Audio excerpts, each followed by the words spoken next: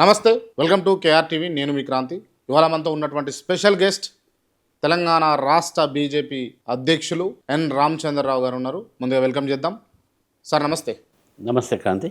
బాగున్నారా? బాను పార్టీ ఎట్లా ఉంది? మంచిగా ఉంది. చాలా మంచి ఉత్సాహంతో ఉన్నది, ఉరుకులాట్లు ఉన్నది, పరుగుడుతున్నది, ఓకే, ప్రజల దగ్గర వెళ్తా ఉంది. రైట్. అంటే ఇవన్నీ కూడా మీరు చెప్తున్నటువంటి అంశాలు గ్రౌండ్లో నిజంగా ఇప్పుడు మీరు అధ్యక్ష పదవి చేపట్టిన తర్వాత గ్రౌండ్లో పార్టీ బలపడిందా, బలపడలేదా? Sir no. బలపడింది, బలపడుతుందా? బలపడింది, పడింది. బలపడింది. ఉన్న పలంగా అంటే బీజేపీ అగ్రెసివ్ లీడర్స్ని కాదని సౌమ్యుడైనటువంటి ఎన్ రామచంద్రరావు గారిని తీసుకొచ్చి అధ్యక్ష పదవిలో కూర్చోబెట్టడానికి కారణాలు ఏమై ఉండొచ్చు అని మీరు అనుకుంటారు? నేను అంటే సౌమ్యుడని ఎవరైనా నన్ను ప్రజలు అనుకుండొచ్చు, కానీ నేనే అందరికన్నా అగ్రెసివ్ లీడర్ నేనే పార్టీలో.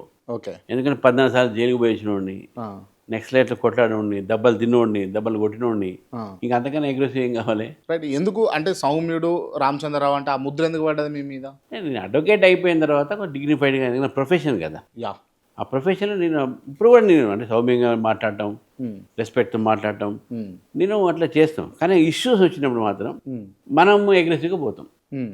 ఇష్యూ వచ్చినప్పుడు అగ్రెసివ్ అనగానే ఎప్పుడు బట్టలు ఇప్పుకొని పోవడం, గుండెలు ఇప్పుకొని పోవడం కాదు కదా. అవసరం వచ్చినప్పుడు మన ఒక నమ్మినట్టు సిద్ధాంతము, మనం నమ్మినట్టు బలం అనేది ప్రదర్శించేది కాదు, అవసరం ఉన్నప్పుడు అదంతా అదే బయటకు వస్తా అంటారు. బలం ప్రదర్శించాలి, అది వేరే. నేను అనేది అగ్రెసివ్, వ్యక్తిగతమైన అగ్రెసివ్ అంటే దానికి డెఫినేషన్ ఏంది? ఇప్పుడు డెఫినేషన్ ఏంది అగ్రెసివ్నెస్? నాకు అది అర్థం కాలేదు. బిఫోర్ లీడర్స్, బిఫోర్ ఉన్నటువంటి ఎవరు ఏం అగ్రెసివ్? వాళ్ళ బట్టలు ఇప్పుని తిరిగినా చెప్పండి, గుండెలు తినగొట్టిందా?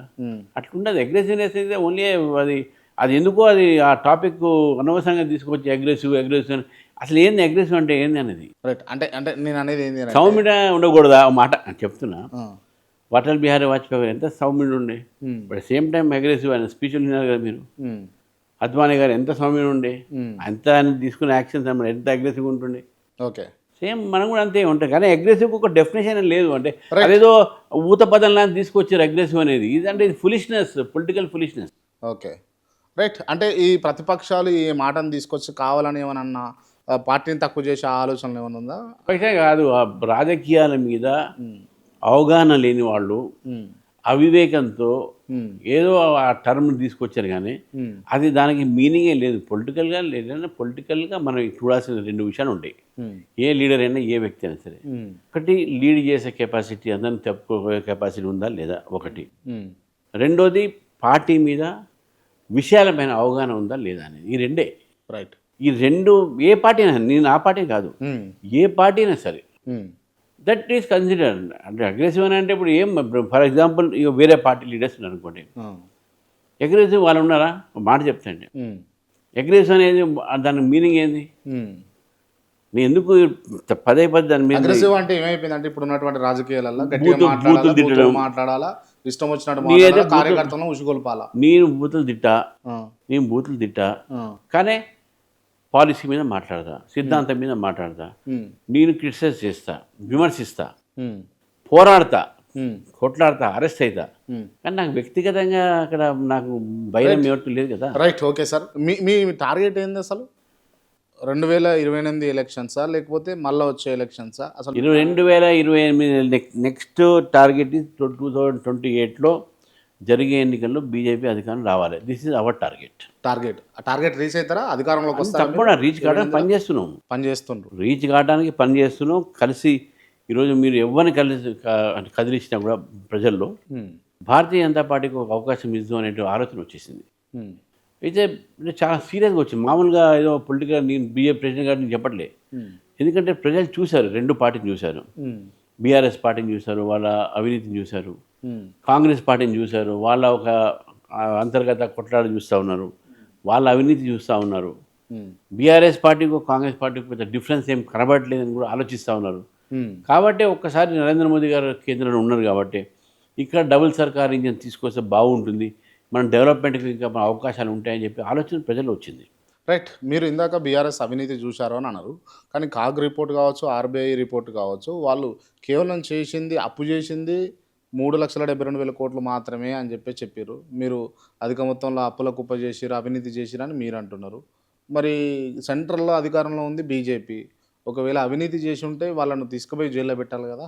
అవినీతి అనేది state subject, law and order అంతా కూడా స్టేట్ సబ్జెక్టు. ఓకే. సెంటర్ అట్లా ఇంటర్ఫియర్, సెంటర్ ఎప్పుడు ఇంటర్ఫియర్ అవుతుంది?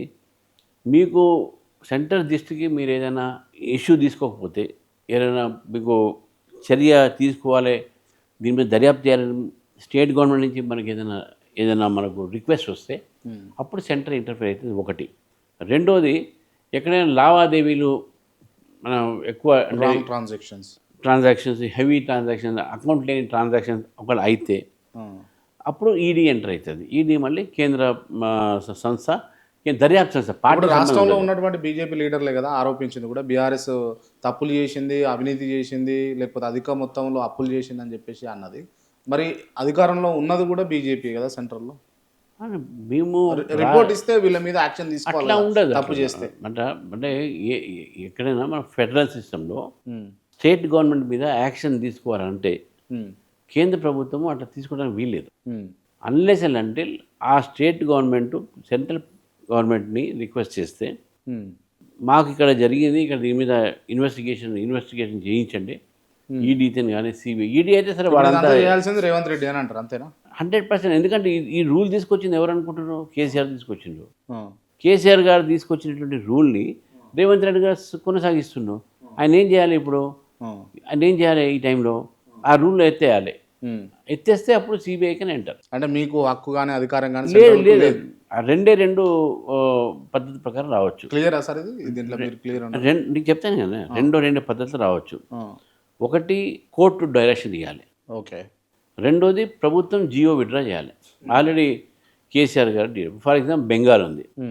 ఈ బెంగాల్లో కూడా సిబిఐకి ఎంట్రీ వాళ్ళు ఇవ్వలే, కేంద్ర సంస్థలకు ఎంట్రీ ఇవ్వలే. కేరళ ఉన్నది, తమిళనాడు ఉంది. ఈ అన్ని రాష్ట్రాలు ఏదైతే బీజేపీ ఇతర పార్టీలు ఏదో పరిపాలిస్తున్నాయో, ఒక ఆంధ్రప్రదేశ్ తప్ప, నాకున్న దీని ప్రకారం ఒరిస్సా తప్ప, ఈ 3-4 రాష్ట్రాలు ఒక జియో ఇంక్లూడింగ్ తెలంగాణ జియో తీసుకొచ్చి ఏంటంటే, ఇక్కడ సిబిఐ కానీ కేంద్ర సంస్థలు కానీ మా అనుమతి లేనిది ఇక్కడ రావడానికి వీలు లేదు అనేది ఒక జియో తీశారు. ఆ జియో తీసినటువంటి నేపథ్యంలో మీకు చిన్న ఇన్సిడెంట్ చెప్తాం. ఫర్ ఎగ్జాంపుల్, ఇక్కడ ఫామ్ హౌస్ కేసు అయింది కదా, BRS government farm house case అయినప్పుడు మొత్తం సిబిసిఐడి ఎంక్వైరీ చేసింది. ఒకరు కోర్టులో కేసు వేశారు, ఇది సిబిఐకి చెప్పాలి అని చెప్పేసి ఒక కోర్టులో కేసు వేశారు. ఓకే. హైకోర్టు ఏం చేసింది? సిబిఐకి ట్రాన్స్ఫర్ చేసింది కేసు. హైకోర్టు చేసింది. దాని మీద రాష్ట్ర ప్రభుత్వం సుప్రీంకోర్టు పోయేది, సిబిఐకి వీలు లేదు, మేమే చేస్తాం దీన్ని అని పెండింగ్ ఉంది. ఇప్పుడే గవర్నమెంట్ మారిపోయింది. ఇప్పుడు గవర్నమెంట్ ఈ గవర్నమెంట్ స్టాండ్ ఏముంటుంది నాకైతే తెలియదు. కానీ అందుకనే స్పష్టంగా, అంటే మీ ద్వారా ప్రేక్షకులు చెప్పదలుచుకుందంటే, ప్రతి దాంట్లో కూడా కేంద్ర ప్రభుత్వం సంస్థలు, దర్యాప్తు సంస్థలు రావు. ఈడీ వస్తుంది. ఈడీ ఎక్కడైనా వాళ్ళకు ట్రాన్సాక్షన్స్లో ఎక్కడైనా ఎక్కువ అమౌంట్ మొత్తము అకౌంట్ లేకుండా, నేను దానికి కూడా మా పార్టీ నాయకులు అంటారు, ఇప్పుడు కూడా అంటాం మేము, అది మా హక్కు. మేము ఎక్కడైతే కనబడితే ప్రజల పక్షాన్ని మేము మాట్లాడాలి. కాళేశ్వరం బడ్జెట్ 1,00,000 కోట్లు కదా, 1,00,000 కోట్లు స్కామ్ ఎట్లా అయింది? 1,38,000 కోట్లు ప్రాజెక్ట్ కాస్ట్. ఎక్కడ అవినీతి జరిగింది అనే విషయాన్ని మనం ఆలోచిస్తే, స్టార్టింగ్ చేసినప్పుడు అది 60,000 కోట్లు, ఒక ఏడాదికి అది 80 అయింది, ఇంకో 6 నెలలకు 1,00,000 అయిపోయింది, ఇంకో 2 నెలలకు 1,38,000 అయింది. ఇది కాస్ట్ ఎస్కలేషన్స్ ఏవైతుంటాం, ఇక్కడ అనుమానం రావాలి ఒకటి. తర్వాత 3 బ్యారేజ్లు కట్టారు. ఈ బ్యారేజ్లు కట్టిన దాంట్లో కూడా నాణ్యత లేదు, బ్యారేజ్లుగా బ్రేక్ క్రాక్స్ వచ్చినాయి. బాంబులు పెట్టి పేల్చిరని అంటారు బీఆర్ఎస్ పార్టీ వాళ్ళు. అది కాదు, మళ్ళీ దాని మీద దర్యాప్తు చేయించమని అడగండి. ఇంత అడిగిన వాళ్ళు ఇప్పుడు బాంబులు పెట్టి పేల్చారు కదా, వాళ్ళ ప్రభుత్వం ఉండేది అప్పుడైతే. వాళ్ళప్పుడు ఎంక్వైరీ చేశారా? నేషనల్ డ్యామ్ సేఫ్టీ అథారిటీ వాళ్ళు వచ్చి, కేంద్ర ప్రభుత్వ సంస్థ, వాళ్ళు ఎంక్వైరీ చేశారు. చేస్తే ఇది నాణ్యత లేదు, ఇది సరిగ్గా లేదు, డిజైనింగ్ లోపాలు ఉన్నాయని చెప్పారు. కాళేశ్వరం ప్రాజెక్టు సపోర్ట్ చేయటము, దాన్ని అపోజ్ చేయడం అనేది డిఫరెంట్ క్వశ్చన్. కాళేశ్వరం ప్రాజెక్టు మంచిదే, నీరు ఇస్తా అంటే ఎవరు వద్దంటారు కాబట్టి మనం అంటాం. కానీ కాళేశ్వరం ప్రాజెక్టులో జరిగినటువంటి అవినీతి మీద మనం మాట్లాడుతున్నాం. కాళేశ్వరం ప్రాజెక్టు అవినీతి అంటే 3 బ్యారేజ్లే కాదు, కాళేశ్వరం డ్యామ్ అవుతుందో అక్కడ తుమ్మడహట్టి సంబంధించినటువంటి నీరు వచ్చి ఎక్కడైతే కాళేశ్వరం దగ్గర కలిసి ఇక్కడ ఒక ఆనకట్ట కట్టి మళ్ళీ దాన్ని రివర్స్ తీసుకుపోయి ఒక డిఫరెంట్ బ్యారేజెస్ కట్టి అవన్నీ తీసుకొచ్చి మరి నీటిని వెనక రివర్స్ చేయటము, రివర్స్ ఇంజనీరింగ్ అంటే ఇవన్నీ ఒక పెద్ద ప్రాజెక్ట్, టోటల్ ప్రాజెక్ట్ ఇది. ఈ టోటల్ ప్రాజెక్ట్ మీద ఎంక్వైరీ పెట్టాలి.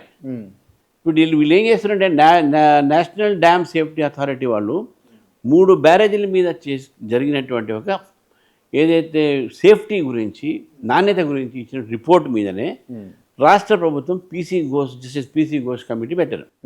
ఆ పీసీ ఘోష్ కమిటీలో ఉన్నటువంటి రిఫరెన్సెస్ దాంట్లో ఉన్న అంశాలనే సిబిఐకి పంపించారు. మొత్తం కాళేశ్వరం ప్రాజెక్ట్ పంపించలే. మీరు గుర్తు ఇది క్లారిటీతో ఉన్నా, దీన్ని సెలెక్టివ్ రిఫరెన్స్ అంటారు. ఓకే, అంటే మీకు ఇష్టం వచ్చినది మీరు ఇచ్చేస్తారు. అందుకనే ఏంటంటే ఇప్పుడు వాళ్ళు మీరు ఇచ్చింది దీంట్లో అవినీతి అనేది మీ అంశం లేదు, మీరు ఇచ్చింది నాణ్యతమైన దాంట్లో ఉన్నది, మీరు రాంగ్ డిజైనింగ్ దాని మీద ఉన్నది, దాంట్లో ఏదో కాంట్రాక్టర్లు ఉంది, దాని మీద ఫాల్ట్ ఉంది. తర్వాత మీరు అరెస్ట్ చేసింది ఎట్లా అరెస్ట్ చేశారు? ఇంజనీర్లు అరెస్ట్ చేశారు, వాళ్ళని అరెస్ట్ చేశారు. దేనికి అరెస్ట్ చేశారు? ఈ సంబంధించిన ఈ యొక్క బ్యారేజెస్లో జరిగినటువంటి ఒక బ్రీచెస్ మీద చేశారు. ఆ బ్రీచెస్ మీద ఇంట్లో రేట్ చేశారు, అంత డబ్బులు దొరికినాయి. అంటే అఫీషియల్స్ దగ్గర దొరికినప్పుడు పొలిటికల్ ఉంటాయి కదా. సో అది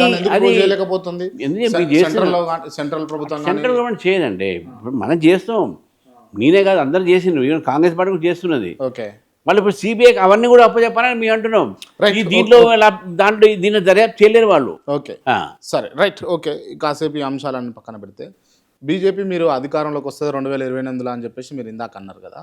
సో కాకపోతే కొంత అసంతృప్తి నేతలు బీజేపీలో ఉన్నారు అని అన్నది కళ్ళ గట్టినట్టుగా అనిపిస్తూ ఉంది. దీన్ని మీరు ఏ విధంగా సార్ట్అవుట్ చేస్తారు? నేతలు, కార్యకర్తలు పార్టీకి బలం వాళ్ళే, ఎవరైనా సరే. పార్టీలో ఒక బలమైనటువంటి ఒక నేతలతో పాటు కార్యకర్తలు, క్యాడర్ అంతా కూడా. అసంతృప్తి అనేది అది విషయము నేను ఒప్పుకున్నది. కొంచెం భేదాభిప్రాయాలు ఉండొచ్చు మనిషిన తర్వాత. డెఫినెట్గా రామచంద్రరావు ఒక డిసిషన్ తీసుకున్నాడంటే ఒకరు దాన్ని అపోజ్ తప్పేం లేదండి. ప్రజాస్వామ్యంలో every one has got they right. కానీ భేదాభిప్రాయాలు ఉన్నాయి. ఆ భేదాభిప్రాయాలు పార్టీ ముందుకు పోవట్లేదు. అంత భేదాభిప్రాయాలు మా పార్టీలో లేవు. ఎక్కడైనా భేదాభిప్రాయాలు ఉంటే విధానాల మీద, ఆలోచన విధానం మీద, కార్యక్రమాల మీద ఉండొచ్చు. కానీ వ్యక్తిగతమైన భేదాభిప్రాయాలు మీకు వచ్చినటువంటి అధ్యక్ష పదవి మాకు రాలేదు అని చెప్పేసి భంగపడ్డోళ్ళు, ఆశపడ్డోళ్ళు ఉన్నారా లేరా? వాళ్ళు దూరంగా ఉంటున్నారు పార్టీలో. అట్లా ఉండదండి. 10 మంది అడుగుతారు. ఎమ్మెల్యే పోస్టులో 10 మంది అడుగుతారు, ఎంపీ పోస్ట్ అడుగుతారు, ప్రెసిడెంట్ పోస్ట్ అడిగినొచ్చు. నేనైతే అడగలేదు, అడిగినొచ్చు. వాళ్ళు ఆశించవచ్చు, తప్పేం లేదు. కానీ ఒక పార్టీ ఒక నిర్ణయం తీసుకున్నప్పుడు రకరకాల నిర్ణయాలు తీసుకుంటుంది. వాళ్ళు అనుకుండొచ్చు పార్టీ. నేను చెప్తుంటే అదే కారణాలు నేను అనట్లేదు. వాళ్ళందరూ ఎంపీలు, ఎమ్మెల్యేలు ఉన్నారు కదా, ఈయనకి చేద్దాం, వాళ్ళందరూ కాన్స్టిట్యూన్సీలో టైం ఎక్కువ ఇవ్వాలి అని ఉండొచ్చు. రెండోది, పార్టీలో అందరూ తెలిసిన వాళ్ళు ఉన్నారు, ఈయనకు కొంచెం పార్టీ ఈ టైంలో సెటప్ కావాలి అంటే ఇస్తే బాగుంటుంది అనుకుండొచ్చు. వాళ్ళు వేరే వాళ్ళకి తెలియదని అనుకున్నారా? కొత్త వాళ్ళకు కొద్దిగా సిస్టమ్ అనేది రావాలి కదా. కార్యకర్తలు మన పరిచయాలు కానీ సిస్టంలో ఉన్నటువంటిగా ఏవైతే ఉంటాయో, వ్యవహారాలు ఉంటాయో అవన్నీ కూడా ఉండవచ్చు. నేను అది చెప్తున్నా, ఎగ్జాంపుల్ చెప్తున్నాను, దీనివల్ల కాదు. బట్ ఏది ఉన్నప్పుడు కూడా ఒక పార్టీ ఒక నిర్ణయం తీసుకుంటే అనేక కారణాలు చూస్తుంది. ఇది నీ అన్నది ఒక ఎగ్జాంపుల్గా చెప్తాను. ఇదే వల్ల అయిందని నేను అనట్లేదు. ఒకడు కొంతమందికి అంటే అది ఈజ్ అ గుడ్ లీడర్, అతను ఎంపీగా ఉంటే బాగుంటుంది, ఏరియాలో సర్వీస్ చేయాలి, మనం గెలిచినాం మోదీ గారి పేరు మీద, మనం గెలిచినప్పుడు మోదీ గారికి మంచి పేరు తీసుకొని రావాలి అనే ఆలోచన రావాలి కదా. అందుకనే కొంతమందికి ఆ కాన్స్టిట్యూన్సీస్ మీద కాన్సన్ట్రేట్ చేయమని చెప్పి అట్లా ఆలోచించవచ్చు. నేను అనేది ఇట్స్ నాట్ దీనివల్ల అయిందని కాదు.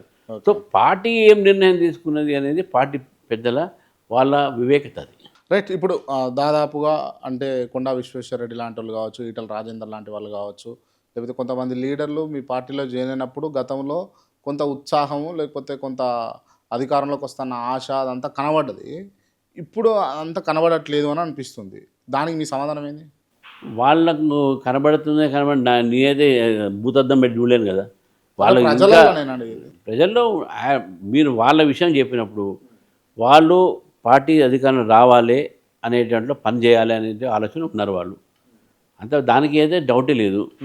ఇంకా వాళ్ళకి ఏం కనబడలేదు అంటే ఎవరు కనబడలేదు? ప్రజలకు మేము చెప్తున్నాం కదా, ప్రజలు పార్టీ ఆలోచిస్తున్నారు. గ్రాఫ్ అంటే ఇతర పార్టీల్లో ఉన్నటువంటి లీడర్లు వచ్చినప్పుడు పార్టీ గ్రాఫ్ పెరిగింది, ఇప్పుడు తగ్గింది అని అన్న అంశాలు బయట కనిపిస్తూ ఉంది.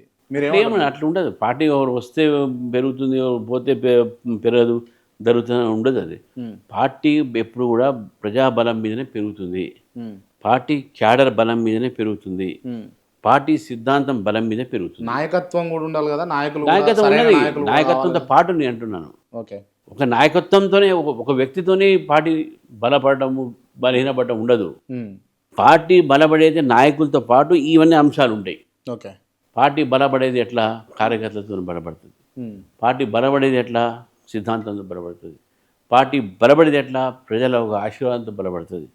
పార్టీ బలపడేది ఎట్లా అంటే స్థానికంగా మంచి నాయకత్వంతో బలపడుతుంది. రైట్. ఇప్పుడు పార్టీ కార్యకర్తలలో అధికారంలోకి వస్తుంది మా పార్టీ అన్న ఉత్సాహం ఉందని మీరు అనుకో? 100% ఉన్నది, 100% ఉన్నది. కానీ కేవలం ప్రెస్ మీట్లకే పరిమితం అయిపోయింది. ఇష్యూ బేస్డ్ పార్టీ ముందుకు రావడం లేదు, సరైన కార్యకర్తలను గుర్తించి పైకి తీసుకురావడం లేదని అసంతృప్తి కార్యకర్తల్లో ఉన్నది. దీన్ని మీరు అబ్జర్వ్ చేసి? లేదు, అసలు అటువంటి లేదు. మేము ప్రెస్ కాన్ఫరెన్స్లకు ఎవ్వరు అలవాడబడలేదు, ఫీల్డ్ మీదనే ఉంటారు. మేము మన అసెంబ్లీ గెలవ చేసినాం, ఇందిరా పార్క్లో దారుణాలు పెట్టినాం, సెక్రటరీ దారుణాలు పెట్టినాం, సెక్రటరీ ముట్టడి చేసినాం. మేము మొత్తం ఫీల్డ్లోనే పోతున్నాం. కొమ్మరాదేవి గొడవ అయితే మేము అక్కడ పోయించినాం, గ్రామాలకు పోయించినాం.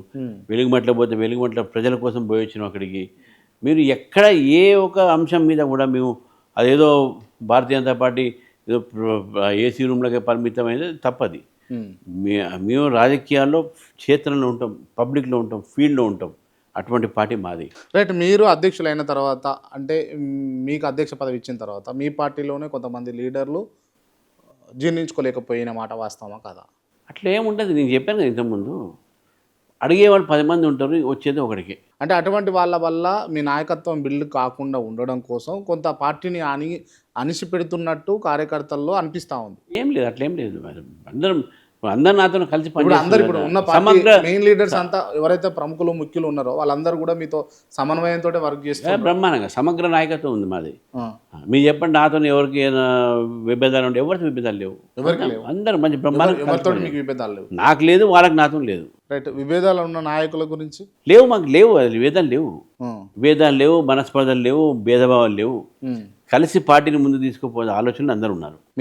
మీరు అధ్యక్షులైన తర్వాత వచ్చినటువంటి ఉప ఎన్నిక, జూబ్లీహిల్స్ ఉప ఎన్నిక, అసలు పోటీ మొత్తం కూడా బీఆర్ఎస్ కాంగ్రెస్ మధ్యలోనే కనిపించింది. కానీ అసలు బీజేపీ క్యాండిడేట్ కానీ లేకపోతే బీజేపీ పార్టీ కానీ బీజేపీ కానీ పెద్ద కనపడలేదు జూబ్లీహిల్స్ ఎన్నికల్లో అని అన్నది వినిపిస్తాం. దీని మీ సమాధానం? జూబ్లీహిల్స్ మాది ఎప్పుడుండే, మేము ఎప్పుడు గెలిచినాం అక్కడ?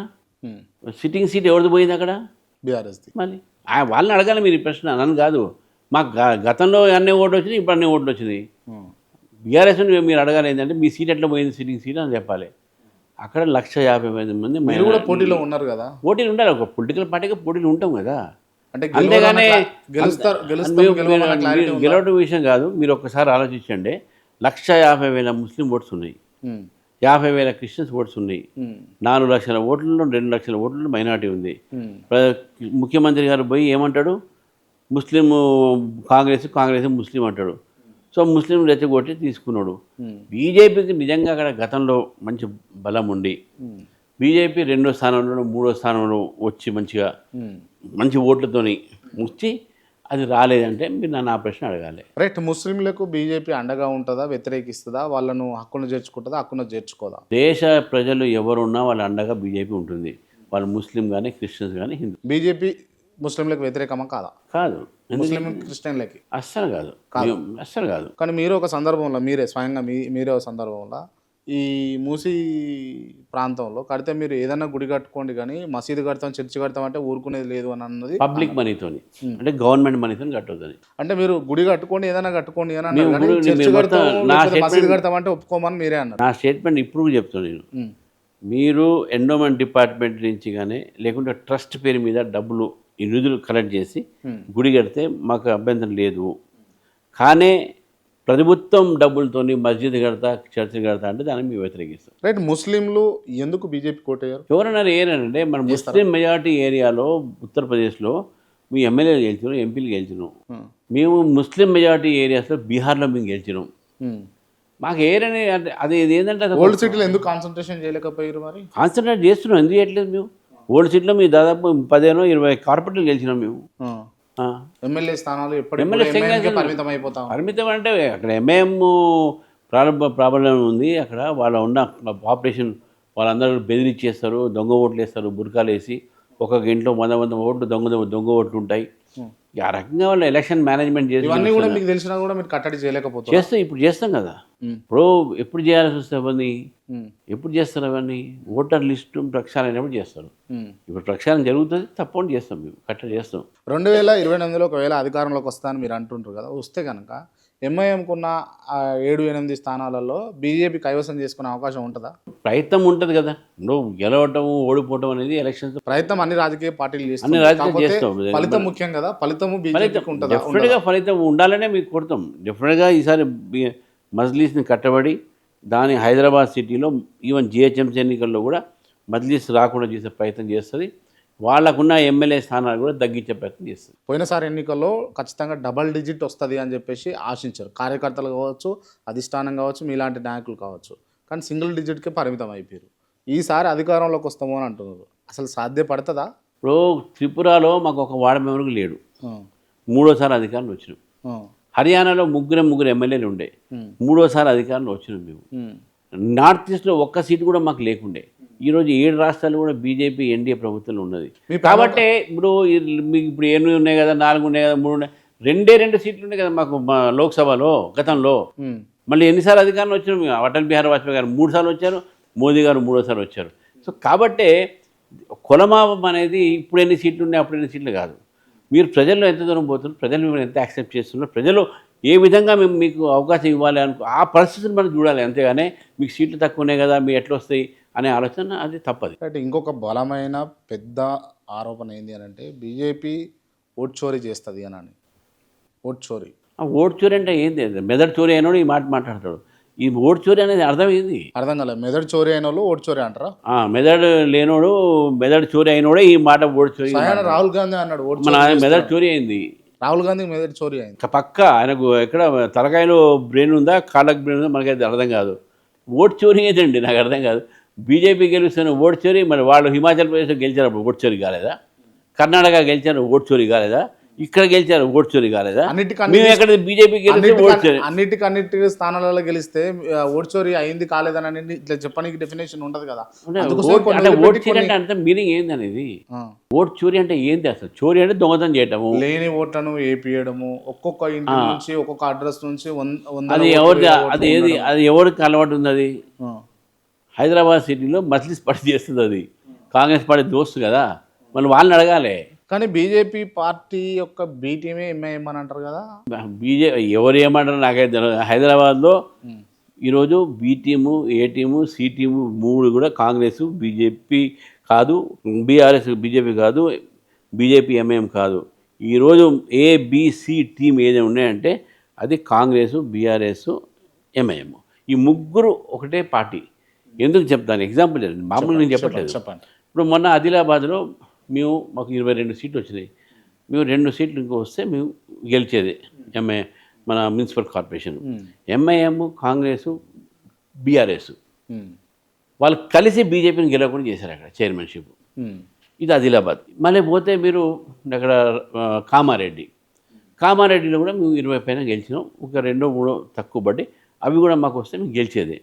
కానీ బీఆర్ఎస్, కాంగ్రెస్, ఎంఐఎం 3 కలిసి బీజేపీ చైర్మన్ కాకుండా చేశారు. ఇది ఒకటి. 3వది మెట్టిపల్లి, రాయకల్. అంటే ఇట్లా అనేక ప్రాంతాలు ఉన్నాయి. అంటే మీరు ఈ ప్రస్తావన తీశారు కాబట్టి నేను అంటున్నా, మీ పార్టీకి సంబంధించినటువంటి ఒక వ్యక్తి కూడా పోయి ఒక పార్టీకి సపోర్ట్ చేసిండు కదా. నేను మా పార్టీ అయితే వాళ్ళకి చేయమని చెప్పలే కదా. అది పార్టీ వాళ్ళకి చేయమని చెప్పలేదు. కానీ ఇక్కడ వాళ్ళ పార్టీ నిర్ణయాలతో వాళ్ళు చేసిండ్రు.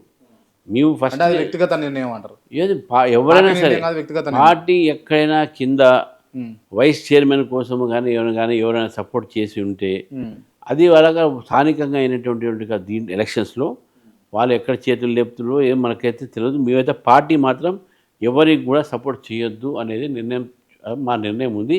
ఇప్పుడు కూడా అదే నిర్ణయం మీద ఉన్నాం.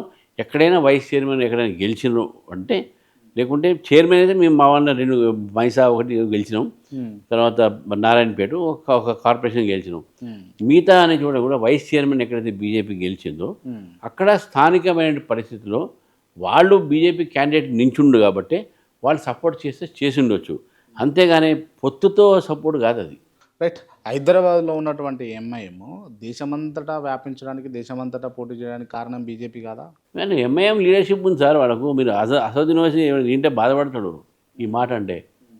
అసదుద్దీన్ వీళ్ళని ఎంకరేజ్ చేస్తుంది ప్రత్యామ్నాయం కోసం, లేకపోతే అపోజిషన్ బలపడడం కోసం, ఈ హిందుత్వం లేకపోతే ఈ ముస్లిం ఈ భేదాభిప్రాయాలు రావాలని చెప్పేసి వాళ్ళని ఎంకరేజ్ చేస్తున్నారు అని చెప్పేసి బయట వినిపిస్తుంది. మీరు ఎందుకు ఎంకరేజ్ చేస్తూ మీరే అంటారు కదా మీకు ముస్లిమ్స్ అంటే పడదను అదను, అటువంటి అట్లా ఉండదండి. వాడు ఒక రాజకీయ పార్టీ వాళ్ళది, వాళ్ళ రాజకీయ పార్టీ వాళ్ళు ఏదైతే ఉందో వాళ్ళు పని చేసుకుంటారు. వాడు హైదరాబాద్లో పోటీ చేస్తాడా, బాంబేలో పోటీ చేస్తాడా, ఎక్కడ పోటీ చేస్తాడు, ఎక్కడ పోటీ చేస్తాడు, వాళ్ళ నిర్ణయం అది. మాకేం సంబంధం? అది ఒక పార్టీ, రాజకీయ పార్టీ మాది, మాకున్నది. మీరు ఎక్కడ చేయట్లేదు, ఎక్కడ చేస్తారు, మాది, మా నిర్ణయము. వాళ్ళు ఎక్కడ చేస్తారు, ఎక్కడ పోటీ చేస్తారు, వాళ్ళ కాంగ్రెస్ ఎక్కడైతే గెలుస్తుందో అక్కడ కావాలని ఎంఐఎంతో పోటీ చేసి రేవంత్ రెడ్డి గారు ఓట్లు చీలుస్తున్నారు. రేవంత్ రెడ్డి గారు ఎంఐఎం ఓవైసీని పిలిచి, ఇద్దరు మంచి దోస్తులే కదా వాళ్ళు, మన జూబ్లీస్ వీళ్ళ సపోర్టే కదా, అసలు జూబ్లీస్ క్యాండిడేట్ కూడా వీళ్ళ క్యాండిడేట్ అయినా. అయితే వాళ్ళు పిలిచి అడగారు ఈయన, అరే బాబు ఎందుకు పోటీ చేస్తున్నావు అంటే ఆయన ఏమంటాడు, వీళ్ళు అడిగిర్రు, ఆయన ఏమంటాడు అంటే కాంగ్రెస్ పెరగాలి, బీజేపీ పెరగాలి, మేము పెరగొద్దా అంటాడు ఆయన. మీరు దేశవ్యాప్తంగా కూడా మాకు ముస్లిమ్స్కి లీడర్స్ లేరు, మా పార్టీయే ముస్లిం లీడర్ అని చెప్పేసి వాళ్ళు పోటీ చేస్తున్నారు. స్పష్టంగా వాళ్ళే స్టేట్మెంట్ ఇచ్చిండ్రు. ఆ స్టేట్మెంట్ని మనం చూసిన తర్వాత ఆయనకు ఉన్నటువంటి ఆకాంక్ష ఏంటంటే రేపు మేమంతా దేశమంతా కూడా మేమే పరిపాలించాలి అనే ఆలోచన వాళ్ళకు ఉన్నది. రాహుల్ గాంధీ ప్రధానమంత్రి కాలేడంటారా? ఏది రాహుల్ గాంధీ ప్రధానమంత్రి కాలేడంటారా? ఆయన మళ్ళీ నెక్స్ట్ టైం ఎంపీ కలవని చెప్పండి, తర్వాత చూద్దాం. అంత చీప్గా తీసేస్తారేం సార్? చీపని కాదు, ఉన్నమాట చెప్తున్నాను.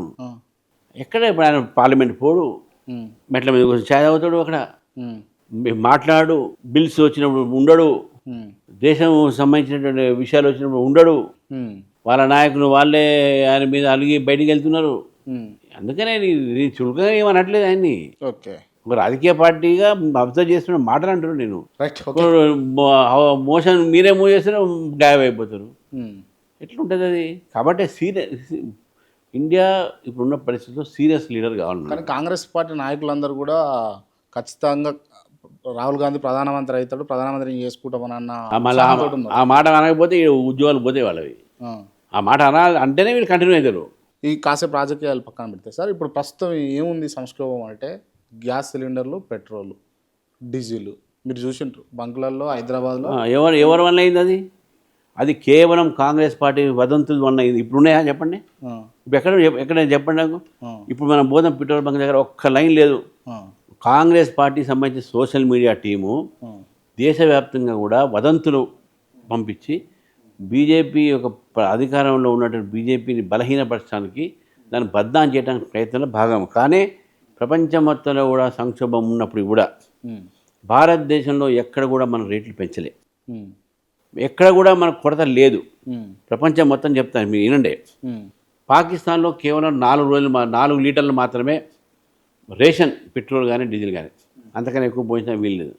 బంగ్లాదేశ్లో 2 లీటర్లు, వియత్నాంలో కూడా ఓన్లీ 8 లీటర్లే, ఫిలిప్పైన్స్లో కూడా 8 లీటర్లే, యూకేలో వర్క్ ఫ్రమ్ హోమ్, థాయిలాండ్లో వర్క్ ఫ్రమ్ హోమ్, ఎందుకంటే బయట తిరుగుతే పెట్రోల్ డీజిల్ ఖర్చు అవుతుంది.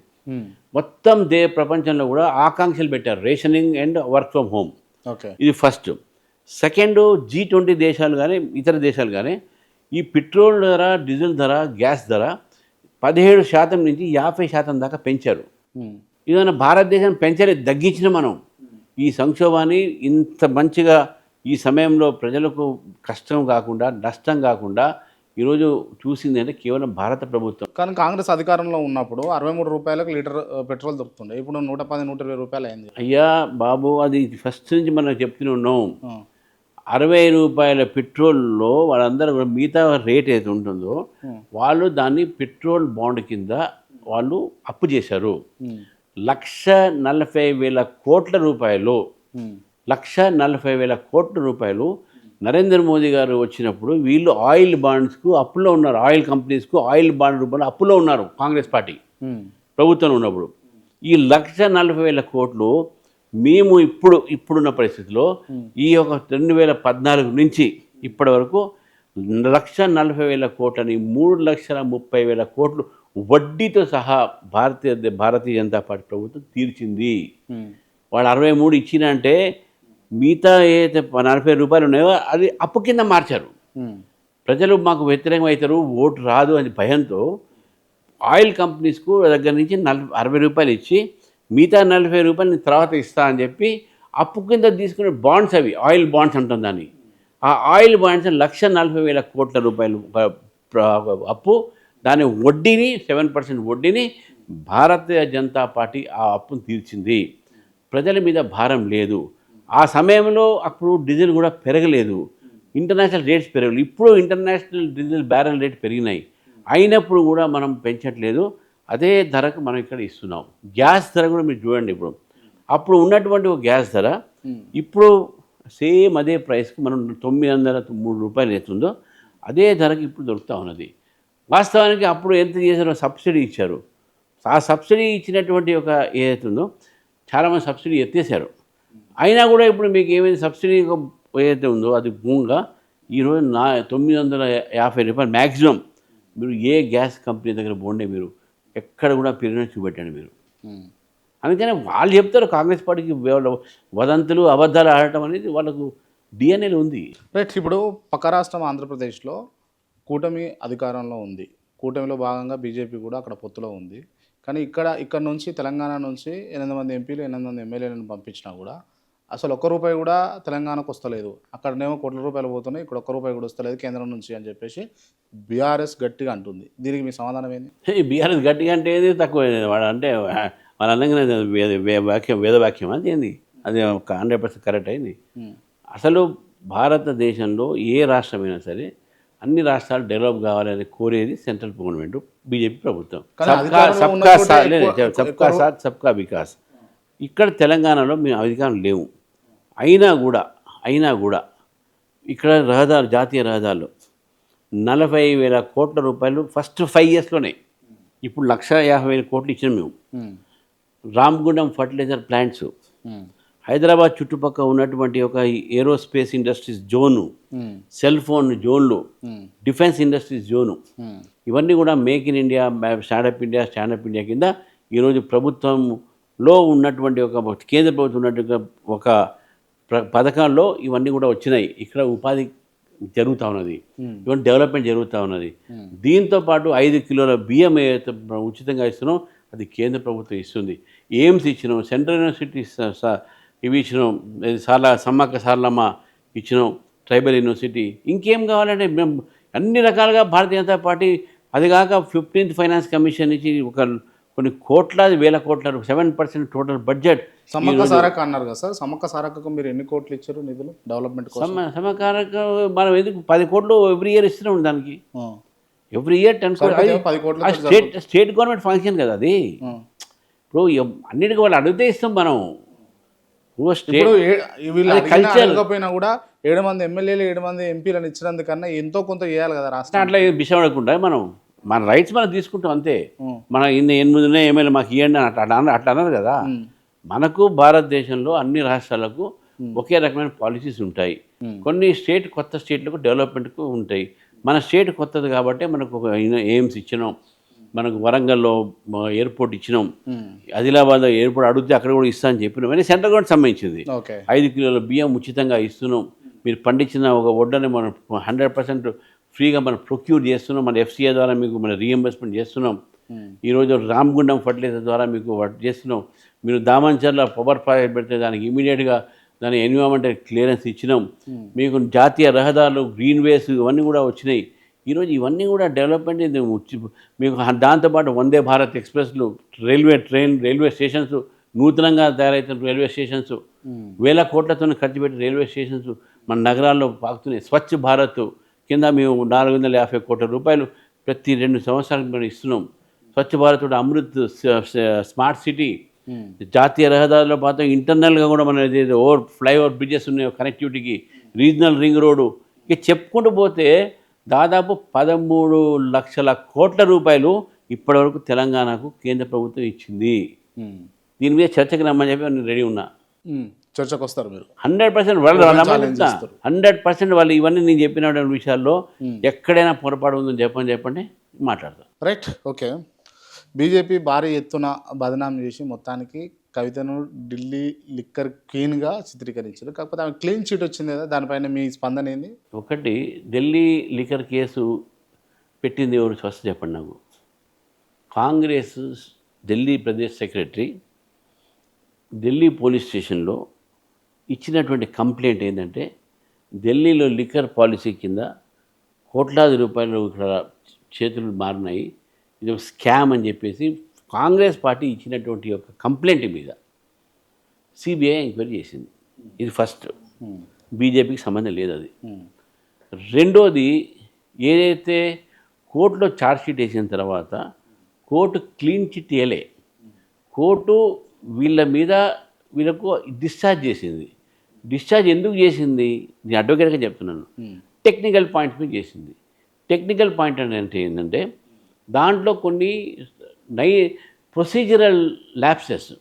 ఫర్ ఎగ్జాంపుల్, ఒక ఛార్జ్షీట్ ఇచ్చినప్పుడు ఒక ముద్దాయికు దాంట్లో స్టేట్మెంట్లు ఏదైతే ప్రాసిక్యూషన్ రిలే అవుతున్న స్టేట్మెంట్లు కానీ దానికి సంబంధించినటువంటి ఆధారాలు కానీ ముద్దాయికి ఇవ్వాలి.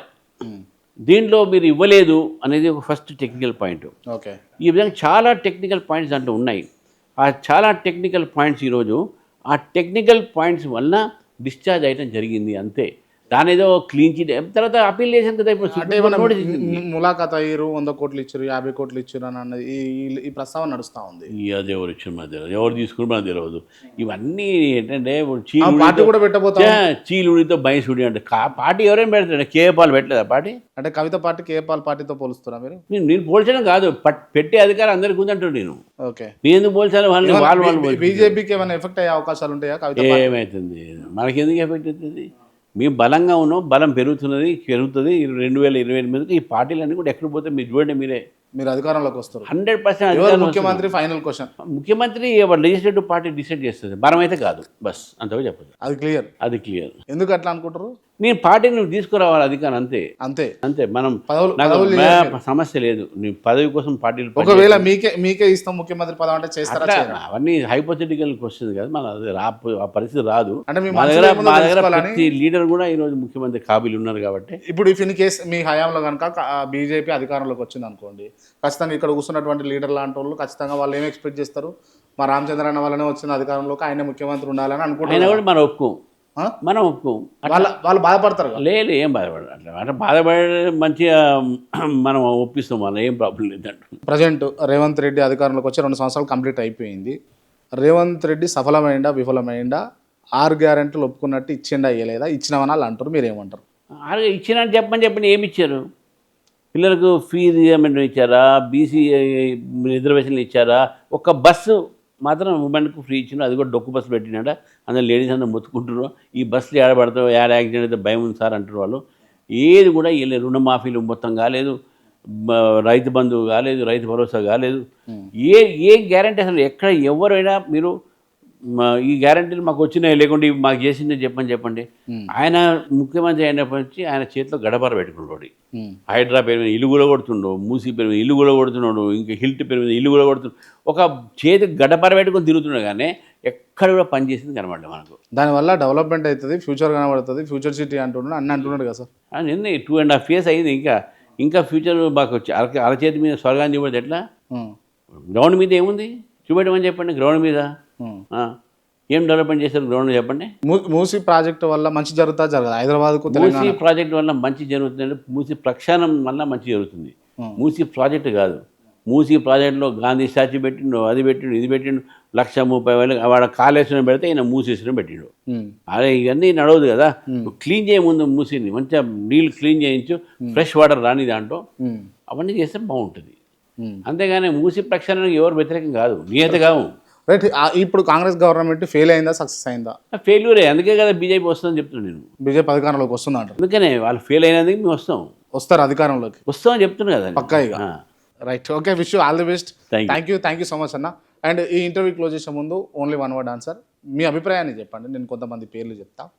రేవంత్ రెడ్డి, చతురుడు. కేసీఆర్, పాపం ఇప్పుడు ఆయన కుటుంబ సమస్యతో బాధపడుతున్నాడు. Modi, top leader, Amit Shah, top leader. Rahul Gandhi, అది ఆయన మీద కామెంట్ ఏది దొరకదు నాకు. Ramachandra Rao, normal man, journalist Kranti. Good journalist. Thank you అన్న, థ్యాంక్ యూ సో మచ్.